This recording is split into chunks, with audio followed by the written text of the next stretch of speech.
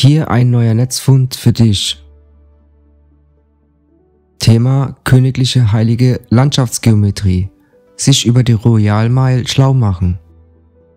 Die fortlaufende Mediengeschichte befasst sich mit dem kürzlichen Tod der verstorbenen Königin und der Entscheidung, den Sarg ihrer Majestät von Balmoral nach Edinburgh zu transportieren, damit der Sarg in der St. Giles Kathedrale auf der Royal Mile und von dort nach Buckingham Palace aufgebahrt werden kann und schließlich in Westminster Palace vor der Internierung in Windsor am Montag, den 22. Februar 2022. Es gab keine Erklärung oder Verständnis für die größere Bedeutung all dieser Maßnahmen, obwohl ein BBC-Korrespondent sagen hörte, Edinburgh Castle ist etwa eine Meile entfernt von Holyrood Palace, entlang der Royal Mile. Diese beiden königlichen Denkmäler sind überhaupt nicht ungefähr eine Meile oder so voneinander entfernt. Und diese Zuschaustellung meteorologischer Unwissenheit unterstreicht die schreckliche Tatsache, dass den meisten modernen Menschen nie etwas sehr Wichtiges über unser Erbe aus alten Zeiten erzählt wurde oder sie vergessen haben. In einem Land, das seine historischen Wurzeln vielleicht übertont, scheinen wir den Kontakt zu den Quellen unserer eigenen bemerkenswerten und sehr alten Ursprüngen verloren zu haben. Interessiert? Definition der Royal Mile. Die Royal Mile in Edinburgh ist 8/7 unserer traditionellen Meile lang. Eine Route, die heute beschildert ist und den heutigen Schotten als Royal Mile bekannt ist. Es ist eine schmale, gerade Straße mit Kopfsteinpflaster, die die Zentren von zwei königlichen Palästen, Holyrood und Edinburgh Castle Palace, verbindet. Holyrood leitet sich von Holy Road ab, einem einzigen Maß, das einst im gesamten Gebiet von Alba, Schottlands alten Namen, bekannt war. Diese Einheit bildete einst die Grundlage für die Vermessung und Definition eines bekannten und allgemeinen akzeptierten Standards innerhalb eines Systems von Maßen und Gewichten, Längen, Flächen und Volumen. Die ägyptische königliche Elle ist eng mit der königlichen Meile verbunden und hat eine Länge von 8/7 imperialen oder englischen Fuß. Meine verstorbene Freundin Vivian Linars, die Schottin, die die British Weights in Measures Association gründete, sagte einmal: Nur wenn eine Nation ein System von Gewichten und Maßen hat, kann man sagen, dass sie zivilisiert geworden ist. Die Royal Mile ist ein Teil eines prähistorischen Messsystems und nicht nur ein Straßenschild für einen schmalen, geraden Weg, der zwei große königliche Städten verbindet. Die Royal Mile ist eine Länge, kein Straßennamen, die einst bestimmte, wo diese beiden Denkmäler in der Landschaft oberhalb von Edinburgh passenderweise unter Arthur's Seat und den hoch aufragenden Salisbury Crags ebenfalls in der Nähe von St. Andrew's Well zu finden waren. Alle königlichen Längeneinheiten sind um 1/7 größer als die gleichnamige gemeinsame Einheit. Somit beträgt die Royal Mile 8/7 des Wertes der englischen Meile, die 1,142857 englische Meilen oder in Fuß ausgedrückt ähnlich unangenehme 6034,285714 Fuß sind. Alle königlichen Maßeinheiten haben daher 7 im Nenner, die untere Linie ihrer Bruchstruktur, und alle sind durch einfache Bruchverhältnisse miteinander verbunden. Gebrochene Siebenen sind unangenehm, irrational, wenn sie dezimalisiert werden im Vergleich zu 8/7, was numerisch gesehen ein Kinderspiel ist. Übrigens, hauptsächlich für messtechnisch Interessierte. Im Vergleich zu anderen bekannten antiken oder sogar prähistorischen Maßen beträgt die königliche ägyptische Fuß 8/7 des englischen Fußes und 7/6 des gewöhnlichen ägyptischen Fußes, 10/9 des gemeinsamen griechischen Fußes und 25/24 des sumerischen Fußes. Schließlich sind es 48/49 des russischen Fußes. Eine prähistorische Maßnahme ist erwähnenswert. Den Astronomical Megalith Yard Army ist eine Länge, die in der Struktur vieler Megalithendenkmäler integriert ist. Es gibt 2222,2222 dieser Einheiten in einer Royal Mile, was sicherlich ein merkwürdiger Zufall ist, zumal die eigentliche Beerdigung von Königin Elisabeth II. Gerade erst um 14:22 Uhr am 22. Februar beginnen soll. Diese niedrigen Zahlenbrüche zeigen, dass es in Europa bereits ein weit verbreitetes und integriertes System von Gewichten und Maßen gab, lange bevor König Malcolm und seinesgleichen im 10. Jahrhundert König von Alba, also Schottland, wurden. Malcolm I. erbte scheinbar die bereits heiligen Städte, die seitdem Schloss, Kathedrale und königliche Paläste geworden sind. Zuletzt der Standort des neuen schottischen Parlaments, die alle entlang der Royal Mile gebaut wurden, deren Anfang das konzentrische kreisförmige Muster auf der Rückseite von Holyrood Palace und endet im Zentrum des Königspalastes von Edinburgh Castle. Die Länge der Linie, die diese beiden Punkte mit 8/7 einer englischen Meile verbindet, ist wirklich eine Royal Mile und sie verläuft parallel zur Südwand des Holyrood Palace, dann durch das Zentrum des neuen schottischen Parlamentengebäudes, entlang der Royal Mile zum Edinburgh Museum, die Kreuzung, die zu Waverley Station und zur University of Edinburgh führt, direkt über den Mercat Cross, über den Turm von St. Giles Cathedral, über die Scottish Whisky Experience, bevor sie im Zentrum des Königspalastes in Edinburgh Castle endet. Von St. Giles Cathedral bis zum Königspalast ist es genau ein Drittel einer englischen Meile, 1760 Fuß. Der Tod von Elisabeth II. Und der anschließende Prank, der die tiefen Wurzeln einer starken, aktuellen, aber sehr alten Scottish Connections eindeutig offenbart, verdient eine viel weitere Diskussion in unseren Medien und im Inhalt eines ausgewogeneren Geschichtslehrplans unserer Schulen. Denn wenn wir nicht etwas von diesem Erbe unserer fernen Vergangenheit verstehen, wird es nicht möglich sein, unsere moderne Welt und die Entscheidungen und oft verrückten Ergebnissen zu verstehen, die aus unseren nationalen und dezentralen Parlamenten hervorgehen.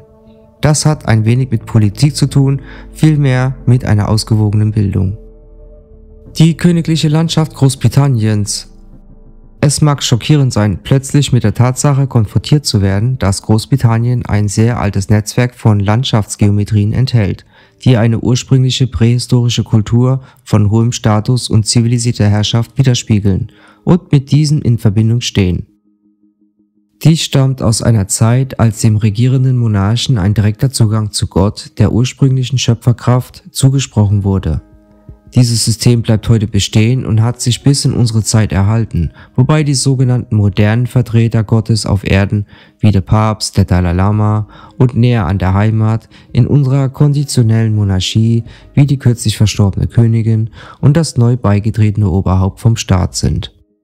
Die Ursprünge vor all dem sind uns verborgen, wir haben sie vergessen, aber die monumentalen Strukturen, prähistorisch oder mittelalterlich, erzählen uns eine viel größere Geschichte. Die oben beschriebenen uralten Landschaft ist überhaupt nicht verborgen, sie liegt über der britischen Landschaft in freier Sicht und doch scheint es, dass unsere moderne Kultur sie mehr oder weniger vollständig vergessen hat und sie unseren Lehrplänen überhaupt nicht vorkommt. Obwohl sie als symbolische oder heilige Landschaft bezeichnet wird, hat sie objektive und wissenschaftliche Wurzeln, die Präzisionsvermessung und ein Maßsystem basierend auf der Größe der Erde beinhalten. Sie zeigt ein Wissen über die Schlüsselrhythmen und Zyklen von Sonne, Mond und Erdsystem. Das ursprüngliche prähistorische System kombinierte Astronomie, Geometrie und Meteorologie und wurde erstmals von Professor Alexander Thom, Oxford, einem Schotten, der in den späten 60er Jahren als führender Pionier der Archäastronomie bekannt wurde, Megalithenwissenschaft genannt. Versteckt vor aller Augen. Der vielleicht größte Schock von allen ist, dass die drei Hauptstädte des britischen Festlandes, London, Edinburgh und Cardiff, die Ecken eines riesigen rechtwinkligen Dreiecks definieren. In jedem Fall befindet sich die Ecke des Dreiecks direkt am oder unmittelbarer Nähe des königlichen Palastes und der Schlösser. Dies ist kein gewöhnliches Dreieck, denn seine Seitenlängen fallen in die Verhältnisse von 5:12:13. Diese Form ist den Geometern bekannt und wird das zweite pythagoreische rechtwinklige Dreieck oder einfach ein 5:12:13 genannt. Es ist auch kein zufälliges Dreieck, sondern es hat seine Wurzeln als Symbol des Lebens auf der Erde weit zurück in die Urzeit. Die Linien des Dreiecks ziehen oder deren Länge genau gemessen werden kann, bleiben unsichtbar. Aber das ändert nichts an der Tatsache, dass die 5:12:13 Dreiecksanordnung zwischen unseren drei Hauptstädten eine greifbare Realität ist. Es kann leicht von den Denkmälern verfolgt werden, die auf oder neben den sichtbaren Linien auf einer Karte platziert sind, die den Weg seiner unsichtbaren Linien anzeigen. Die Linien, die die drei oben genannten Hauptstädte verbinden, markieren oder heben die Standorte aller anderen von hochrangigen und historischen Gebäuden hervor, von denen einige sehr alt und andere nicht so alt sind. Ein sehr relevantes und aktuelles Beispiel ist, dass die Linie Cardiff-Westminster durch diese führt Schloss Windsor. Kann dies als Zufall angesehen werden? Vielmehr muss man sich fragen, wie es dazu kam und warum diese Tatsache anscheinend unbekannt und unveröffentlicht blieb, bis die Geometrie dieses Dreiecks 2004 wieder auftauchte. Zu dieser Zeit wurde direkt an der Straße in der Nähe von Holyrood Palace die vielbewegte Baustelle errichtet, die inzwischen zum neuen Gebäude des schottischen Parlaments geworden ist.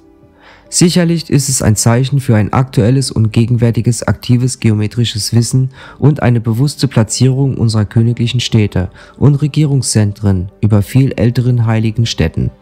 Diese kulturellen Aktivitäten reichen bis ins prähistorische Zeiten zurück. Um dies zu bestätigen, ist es hilfreich, wenn Sie Zugriff auf einen Computer mit Google Earth haben.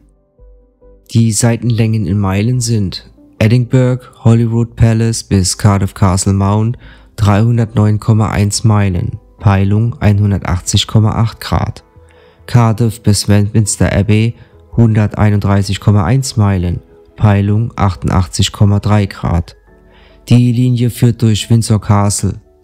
Westminster Abbey, Holyrood 332,2 Meilen, Peilung 339,2 Grad. Der Umfang des Dreiecks beträgt 772,4 Meilen. In Anbetracht dessen kann diese Genauigkeit dieses riesigen Dreiecks als Meisterwerk betrachtet werden, umso mehr, wenn man akzeptiert, dass seine Wurzeln in prähistorischen Zeiten liegen. Was war die ursprüngliche gewählte Dimension?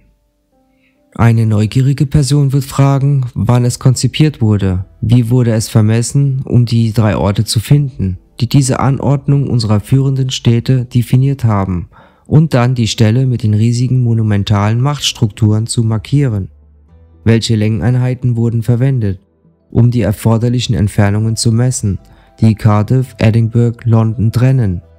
Es gibt eine Auswahl an Einheiten, die vernünftigerweise um die Anwendung wetteifern könnten. Der beste Kandidat unter diesen ist das, was heute als Megalith Yard bekannt ist, der als Megalith Step bezeichnet werden sollte, wobei ein messtechnischer Schritt das 2,5-fache des verwendeten Fußes beträgt, in diesem Fall der russische Fuß von 15/14, dem Wert der Engländer oder Kaiserfuß. Das System der antiken Metrologie war es durch einfache Brüche verbunden. Sehen Sie. In megalithischen Werften sind die Abmessungen des Hauptstadtdreiecks 5/12/13, ausgedrückt als 250.000, 600.000 und 650.000 Megalith Yards. Der Umfang der Dreiecke beträgt dann schöne runde 1,5 Millionen Megalith Yards. Ein weiterer Anwärter ist die Royal Mile. In Einheiten von 22,5 dieser Royal-Einheiten sind die Abmessungen des Dreiecks dann einfach 5/12/13, ausgedrückt als Einheit von 22,5 Royal Yards. Umfang 30 mal 22,5 oder 675 Royal Miles. Schließlich kommen englische Meilen als Anwärter heraus. Jetzt wird 5/12/13 als 128, 308 und 334 Meilen ausgedrückt. Der Umfang beträgt 670 englische Meilen.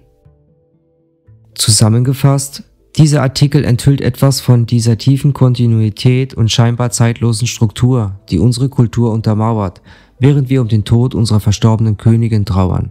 Um die eher esoterischen Bedeutung des 5/12/13 Dreiecks zu entdecken, muss man möglicherweise dieses oder anderes recherchieren, die sich mit den Beziehungen befassen, die zwischen den Zyklen von Sonne, Mond und Erde bestehen. Abschließend erscheint es vernünftig anzunehmen, dass Cardiff erst in den 1950er Jahren die neue Hauptstadt von Wales wurde, was darauf hindeuten könnte, dass die Menschen in den hohen Ämtern immer noch alles über diese alte traditionelle Weisheit wissen. Vielleicht können wir jetzt anfangen, es herauszufinden. Quelle von Robin Heath, Autor von Geheime Herrscher und verborgene Kräfte in der Landschaft.